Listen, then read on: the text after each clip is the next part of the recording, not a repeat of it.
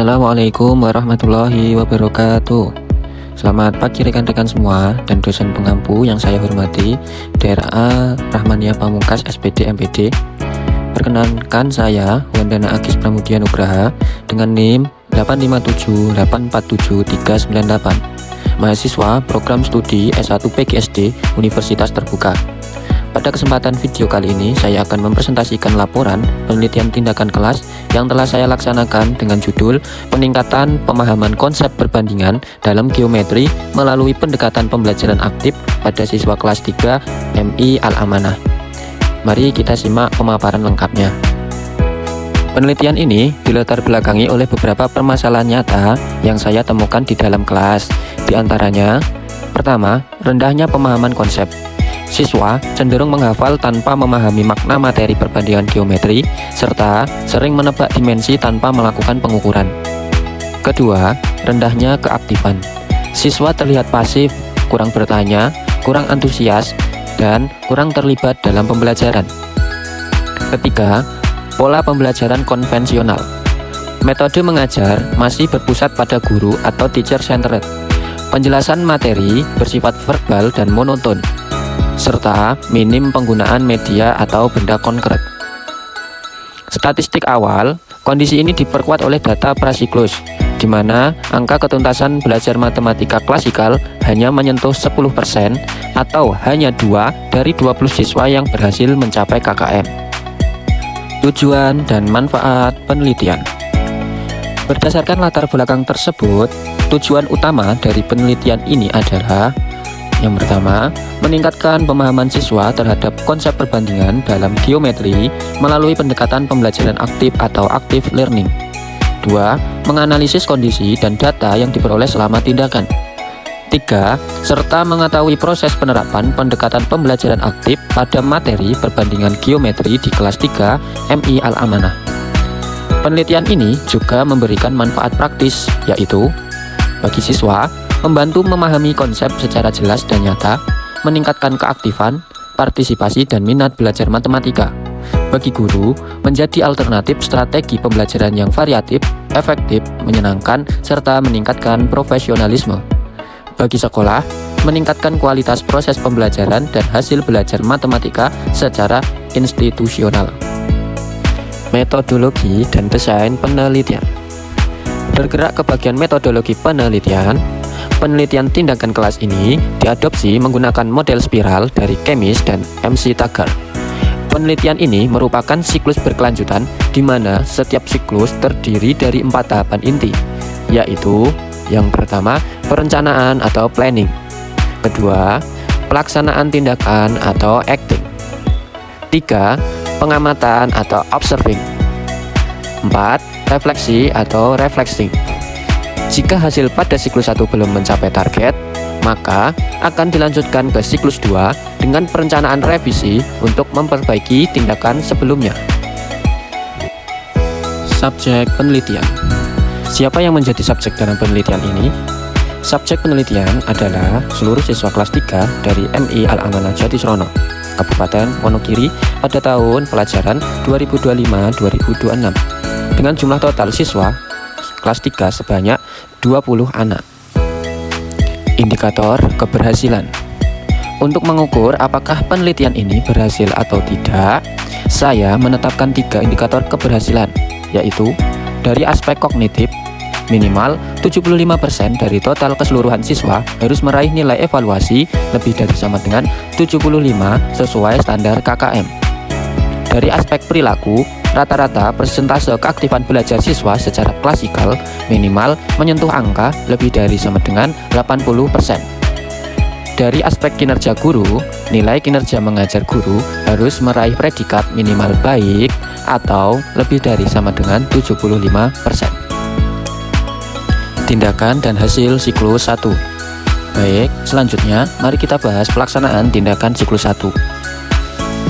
Materi pokok yang diajarkan pada siklus 1 adalah konsep perbandingan panjang objek seperti mencari yang lebih panjang, lebih pendek, atau sama panjang. Dalam penerapan langkah pembelajaran aktif, pada tahap perencanaan saya menyusun RPP aktif, lalu menyiapkan media konkret berupa 20 set pensil dengan variasi ukuran panjang beserta penggaris plastik 30 cm. Pada tahap pelaksanaan, saya melakukan apersepsi membandingkan dua pensil, lalu membagi siswa ke dalam 4 kelompok heterogen untuk mempraktikkan pengukuran objek nyata di sekitar kelas dan mengisi LKS siklus 1. Hasil observasi dan catatan lapangan.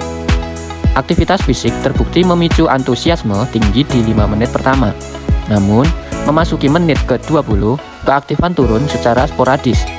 Siswa di barisan belakang mulai bosan karena penjelasan guru cenderung monoton, sehingga mereka malah bermain penggaris sendirian dan diskusi hanya didominasi siswa tertentu.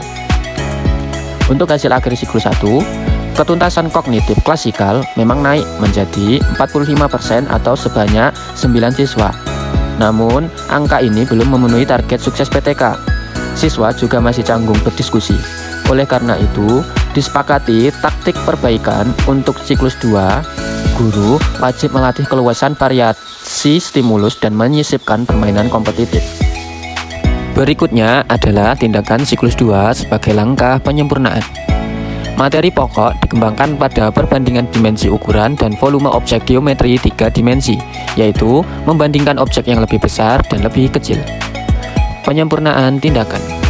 Di tahap perencanaan, saya menyusun skenario permainan edukatif kelompok, tebak ukuran benda, dan memperluas media konkret ke objek 3 dimensi seperti bola plastik besar, bola kasti kecil, buku paket tebal, dan kotak pensil. Pada pelaksanaannya, saya menyisipkan ice breaking gerakan fokus. Lalu, siswa berkompetisi aktif mengurutkan 4 objek dari yang paling kecil ke paling besar, memajang hasilnya dan melakukan verifikasi bersama. Hasil observasi dan catatan lapangan. Penerapan skenario berjalan jauh lebih dinamis. Saya, selaku guru, secara berkala mengubah intonasi suara dan berpindah posisi fisik mendekati barisan meja belakang. Perluasan media bola dan buku memunculkan rasa penasaran spasial yang kuat pada anak. Konsentrasi mereka terjaga penuh dari awal hingga akhir. Siswa yang tadinya pasif bertransformasi ikut berdebat, dan tidak ada lagi anak yang bermain sendiri. Di sini, guru meminimalkan intervensi atau scaffolding dan memaksimalkan peran tutor sebaya. Untuk hasil akhir siklus 2, ketuntasan kognitif klasikal melonjak tajam menjadi 90% atau sebanyak 18 siswa dengan rata-rata nilai kelas mencapai 82,25. Teknik pengumpulan dan analisis data. Sebagai informasi tambahan, dalam penelitian ini, teknik pengumpulan data dilakukan melalui observasi, tes hasil belajar, dan dokumentasi. Data yang terkumpul kemudian dianalisis menggunakan analisis data kuantitatif dan kualitatif. Adapun instrumen penunjang yang saya gunakan meliputi tes tertulis, lembar observasi aktivitas guru, lembar observasi keaktifan siswa, soal evaluasi, serta catatan lapangan. Hasil penelitian. Rekan-rekan bisa memperhatikan grafik data hasil penelitian yang sudah saya tampilkan. Pada grafik tersebut, terjadi tren kenaikan yang sangat positif dari prasiklus, siklus 1 hingga siklus 2. Rata-rata nilai kelas meningkat dari 56,75 pada prasiklus naik menjadi 69,75 di siklus 1 dan mencapai 82,25 di siklus 2. Persentase ketuntasan klasikal melompat secara signifikan dari hanya 10,0% di awal menjadi 45,0% di siklus 1 dan mencapai 90,0% pada akhir siklus 2. Persentase keaktifan siswa juga berkembang pesat dari yang awalnya sangat pasif sebesar 18,75% naik menjadi 52,50% di siklus 1 dan berhasil menyentuh angka 85,00% di siklus 2. Dari data ini dapat disimpulkan bahwa target indikator keberhasilan yang telah ditetapkan di awal telah tercapai dengan sangat memuaskan. Pembahasan. Berdasarkan temuan penelitian, pendekatan ini terbukti sukses meningkatkan kinerja guru, aktivitas belajar siswa, pemahaman konsep geometri, serta hasil belajar klasikal. Secara teoritis, Keberhasilan ini sejalan dengan teori kognitif Jerome Bruner yang menekankan pada fase enaktif. Siswa membangun pemahamannya secara aktif melalui rangkaian kegiatan langsung, mulai dari mengamati objek nyata, mempraktikkan pengukuran secara real, mendiskusikan temuan dalam kelompok, hingga mempresentasikan konklusi di depan kelas. Sampailah kita pada bagian akhir, yaitu kesimpulan dan saran. Kesimpulan, metode pembelajaran aktif atau active learning dengan bermediasikan benda konkret terbukti secara ilmiah dapat meningkatkan pemahaman konsep perbandingan geometri serta keaktifan belajar siswa kelas 3 MI Al-Amanah. Saran, berdasarkan penelitian ini disarankan bagi guru untuk dapat mempertahankan konsistensi penggunaan media konkret dalam pembelajaran matematika. Bagi sekolah, diharapkan dapat terus mendukung budaya refleksi guru melalui penelitian tindakan kelas atau PTK. Dan bagi peneliti selanjutnya yang ingin mengangkat tema serupa, disarankan agar dapat mengatur manajemen alokasi waktu secara lebih ketat dan efektif. Sekian presentasi laporan PTK dari saya. Mohon maaf atas segala kekurangan dan terima kasih atas perhatiannya. Wassalamualaikum warahmatullahi wabarakatuh.